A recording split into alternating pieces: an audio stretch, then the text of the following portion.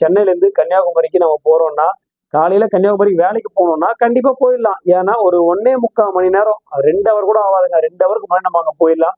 So 7 மணிக்கு கிளம்புனீங்கன்னா 9 மணிக்கு கன்னியாகுமரி இருப்பீங்க.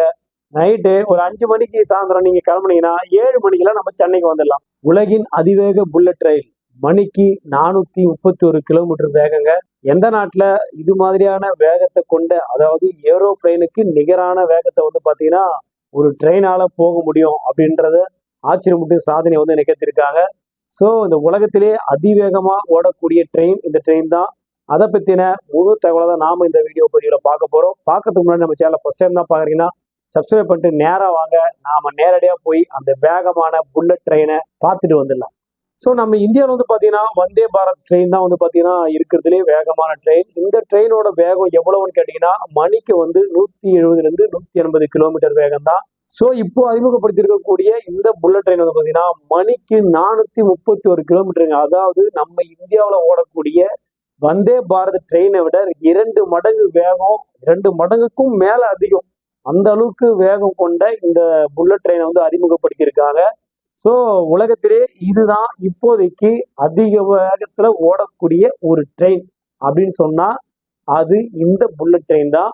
ஸோ இந்த புல்லட் ட்ரெயின் வந்து பாத்தீங்கன்னா நம்ம சைனால தான் வந்து பாத்தீங்கன்னா இந்த புல்லட் ட்ரெயின் வந்து ஓடிட்டு இருக்கு. ஷாங்காய் மாகாணத்துல தான் பாத்தீங்கன்னா இந்த ட்ரெயின் வந்து மூவ் பண்றாங்க. ஸோ குறிப்பா வந்து பாத்தீங்கன்னா கண்டிப்பா நம்ம எல்லாருமே வந்து வெளியூர் பயணம் போகணும் அப்படின்னு சொன்னா பல்வேறு பயணங்களை வந்து மேற்கொள்வோம். ஸோ சொந்த கார்ல போவோம், இல்ல பஸ்ல போகலாம். இது மாதிரி நிறைய அதிக ரொம்ப தூரம்னு சொன்னா இல்ல நாடுகளை கடந்து போகணும்னு சொன்னா ஃப்ளைட்ல போவாங்க. இது மாதிரி போக்குவரத்துக்காக நம்ம எல்லாத்தையுமே பயன்படுத்துவோம். ஆனா எவ்வளவு விஷயங்களும் நம்ம போக்குவரத்துக்காக பயன்படுத்தணும், கண்டிப்பா வந்து ட்ரெயின்ல போறோம் அப்படின்றது ஒரு சிறப்பான விஷயம். ஏன்னா அந்த காலகட்டத்தில் இப்போ வரைக்கும் பாத்தீங்கன்னா ட்ரெயின்ல போறது கொஞ்சம் சந்தோஷமான விஷயம் அப்படின்னு சொல்லுவாங்க. அதுலயும் குறிப்பா பாத்தீங்கன்னா ட்ரெயின் வந்து அந்த வளைஞ்சு கிழிஞ்சு போறத நம்ம பாக்குறது ரொம்ப ஹாப்பியா இருக்கும். ஸோ ட்ரெயினோட பயணம்ன்றது எல்லாருக்குமே வந்து ரொம்ப பிடிச்ச ஒரு விஷயம் தான். சின்ன வயசுல கூட பாத்தீங்கன்னா குழந்தைங்கலாம் வந்து ட்ரெயின் போனா டாடா காட்டுறது, ட்ரெயின் சத்தம் கேட்டா ஓடி வந்து பாக்குறது, இது மாதிரி விஷயம்லாம் கூட நம்ம சின்ன வயசுல பண்ணுவோம். சென்னை மாகாணத்துல வந்து பாத்தீங்கன்னா கட்டுமான பணிகள், இது மாதிரி நிறைய விஷயங்கள், பொருளாதாரத்துக்கு தேவையான பொருட்களை எடுத்துன்னு வரது கொள்றது, இது மாதிரி விஷயங்களுக்காக சென்னையில தான் முதலா வந்து பாத்தீங்கன்னா இந்த நீராவி இன்ஜினை கொண்டு இயக்கக்கூடிய ட்ரெயினை வந்து உருவாக்குனாங்க. ஆங்கிலேயர் காலத்துல வந்து பாத்தீங்கன்னா அதை நடைமுறைப்படுத்தினாங்க. 1832 தான் பாத்தீங்கன்னா முதலாக இந்தியாவிலேயே, அதையும் குறிப்பா வந்து பாத்தீங்கன்னா சென்னையில வந்து பாத்தீங்கன்னா இந்த நீராவி இன்ஜின் மூலியமா இந்த பளு தூக்கும் விஷயத்துக்காக இதை பயன்படுத்தினாங்க.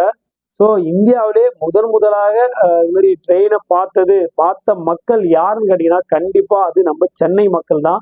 இந்தியாவிலே முதலாக ட்ரெயின் ஓடுது அப்படின்ற ஒரு தகவலை இதுல நம்ம பதிவு பண்ணிக்கலாம். ஸோ ட்ரெயின் எங்க ஓடுச்சு அப்படின்னு சொன்னா அது நம்ம சென்னையில தான். ஸோ ட்ரெயினை பார்த்த மக்கள் யாருன்னு கேட்டாலும் அது நம்ம சென்னை மக்கள் தான். இது மாதிரி படிப்படியா வந்த இந்த ட்ரெயினோட வளர்ச்சி வந்து பாத்தீங்கன்னா இன்னைக்கு இந்த நவீன காலகட்டத்துல இந்த பரபரப்பான சூழ்நிலை, நாடுகளோட நாடு போட்டி, மக்களோட நேரத்தை வந்து எந்த அளவுக்கு சேமிப்பு பண்ணணும், அதாவது எவ்வளவு துரிதமாக நாம ஒரு இடத்துக்கு சென்று சேர முடியும் அப்படின்ற விஷயத்துக்காக எல்லாருமே போட்டி போட்டுக்கின்னு அவங்க எல்லாருமே வந்து பாத்தீங்கன்னா பெரிய அளவுல ஒரு மாற்றத்தை உருவாக்கணும் அப்படின்றதுக்காக எல்லாருமே எல்லா நாடுகளுமே முயற்சி பண்றாங்க. அதுல குறிப்பா வந்து பாத்தீங்கன்னா சீனா வந்து பாத்தீங்கன்னா இந்த விஷயத்த வந்து மேற்கொண்டிருக்காங்க. ஸோ 431 கிலோமீட்டர் வேகத்துல ஒரு ட்ரெயின் போற மாதிரி நினைச்சு பாருங்க. வெளியில நம்ம ட்ரெயின்ல இருந்து வெளியில எதனா பார்த்தா கூட சுத்தமா எதுவுமே தெரியலையா, அப்படிதான் அந்த ஆப்டிக்கல்ல போட்டிருக்காங்க. ஸோ வெளியில கூட பார்க்க முடியல, நம்ம பார்த்து முடியலாண்டி நம்ம போக வேண்டிய இடத்துக்கு போயிட்டு வந்துடும் போல. ஸோ இந்த சீனால இருக்கக்கூடிய இந்த புல்லட் ட்ரெயின்ல நாம போனா, அதாவது நம்ம சென்னையில இருந்து கன்னியாகுமரிக்கு நம்ம போறோம்னா காலையில கன்னியாகுமரி வேலைக்கு போகணும்னா கண்டிப்பா போயிடலாம். ஏன்னா ஒரு 1.25 மணி நேரம், 2 ஹவர் கூட ஆகாதுங்க. 2 ஹவருக்கு முன்னாடி நம்ம அங்க போயிடலாம். ஸோ 7 மணிக்கு கிளம்புனீங்கன்னா 9 மணிக்கு கன்னியாகுமரி இருப்பீங்க.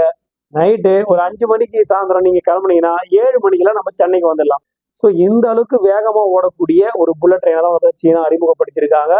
ஸோ இந்த ட்ரெயின் வந்து பாத்தீங்கன்னா முழுக்க இந்த ட்ரெயினுக்கு வீலே கிடையாது. இதுதான் ரொம்ப ஆச்சரியமான விஷயம். ஸோ வீல் எல்லாம் நம்ம ட்ரெயின் எல்லாமே ட்ராக்ல போகுது, வீல்ல வச்சுதான் போகுது. ஸோ நான் இந்த ட்ரெயினுக்கு வந்து பாத்தீங்கன்னா வீலே இல்லை அப்படின்னு ஒரு அதிர்ச்சி கூட தகவலை சொல்றாங்க. ஸோ வீலே இல்லைன்னா இந்த ட்ரெயின் எப்படி இயங்குது அப்படின்றத பார்க்கலாம். இந்த ட்ரெயின் வந்து பாத்தீங்கன்னா மேக்னெட்டிக் லெவிடேஷன் அப்படின்ற தொழில்நுட்பத்துல தான் பாத்தீங்கன்னா இயங்குது. ஸோ கிட்டத்தட்ட பாத்தீங்கன்னா இந்த ட்ரெயின் சக்கரங்களே இல்லாம இந்த மேக்னெட்டிக் லெவிடேஷன் மூலியமா தான் பாத்தீங்கன்னா இயங்குது. அதனாலதான் இது வந்து பாத்தீங்கன்னா இந்த அளவுக்கு வேகத்தை எட்டுது. இதுல குறிப்பான விஷயம் என்னன்னு கேட்டீங்கன்னா இதோட சோதனை ஓட்டம் நடத்திருப்பாங்க, அந்த சோதனை ஓட்டத்தப்போ இது 500 கிலோமீட்டர் வேகத்துல அந்த பாதையில போயிருக்குங்க. நினைச்சு கூட பாருங்க, ஃபிளைட்டை விட வேகம் அதிகமா போற அளவுக்கு ஒரு ட்ரெயின். அதுலயும் வந்து பாத்தீங்கன்னா 500 கிலோமீட்டருங்க. 500 கிலோமீட்டர் வேகத்துல ஒரு ட்ரெயின் போகுதுன்னா ஒண்ணுமே தெரியாது. நம்ம உள்ள ஏறுவோம் இறங்குவோம், அவ்வளவுதான் மேட்ரு. வேற எதுவுமே தெரியாது. இந்த ட்ரெயின் வந்து பாத்தீங்கன்னா ஜெர்மன் தொழில்நுட்பத்தோட தான் பார்த்தா இந்த ட்ரெயின் வந்து பண்ணியிருக்காங்க. ஸோ இந்த ட்ரெயினுக்கு முக்கியமான ஒரு விஷயம் என்னன்னு கேட்டீங்கன்னா, இந்த ட்ரெயினுக்கான ஒரு நேம் வந்து இருக்கு. ஸோ அந்த நேமை நம்ம பார்த்துடலாம். ஷாங்காய் மாக்லேவ் ட்ரெயின் அப்படின்னு சொல்றாங்க. ஸோ இந்த உலகத்திலே அதிவேகமா இயங்கக்கூடிய இந்த ட்ரெயின் தான் நம்பர் 1 இடத்துல இருக்கு. ஸோ இந்த ட்ரெயின்ல நாம ஏறது மட்டும் தான் நமக்கு தெரியும். மறுபடியும் டோர் திறக்கும், நாம இறங்குறது தெரியும். ஸோ கண்டிப்பா இந்த பதிவு மூலியமா இந்த உலகத்திலே அதிவேகமா இயங்கக்கூடிய ட்ரெயினை பத்தின தகவலை நீங்க தெரிஞ்சுட்டு இருப்பீங்க. அது எந்த நாட்டுல ஓடுது, எவ்வளவு கிலோமீட்டர் வேகத்துல ஓடுதுன்ற விஷயத்தையும் நீங்க தெரிஞ்சுட்டு இருப்பீங்க. நீங்க தெரிஞ்சுட்ட மாதிரியே உங்க ஃப்ரெண்ட்ஸ் அண்ட் ஃபேமிலி தெரிஞ்சுக்கணும்னா நம்ம பதிவை அவங்களுக்கு ஷேர் பண்ணி விட்டுருங்க. அப்படியே ஃபர்ஸ்ட் டைம் தான் நம்ம சேனல் நீங்க பாக்குறீங்க சொன்னா நம்ம சேனலை சப்ஸ்கிரைப் பண்ணி வச்சுக்கோங்க. அப்பதான் நாம போடுற இது மாதிரி அற்புதமான தகவல்லாம் உங்களுக்கு தெரிஞ்சுட்டே இருக்கும். அதை பார்த்து நீங்க பயன்பெற முடியும். மீண்டும் ஒரு நல்ல பதிவோடு உங்களை சந்திக்கிறேன். நன்றி, வணக்கம்.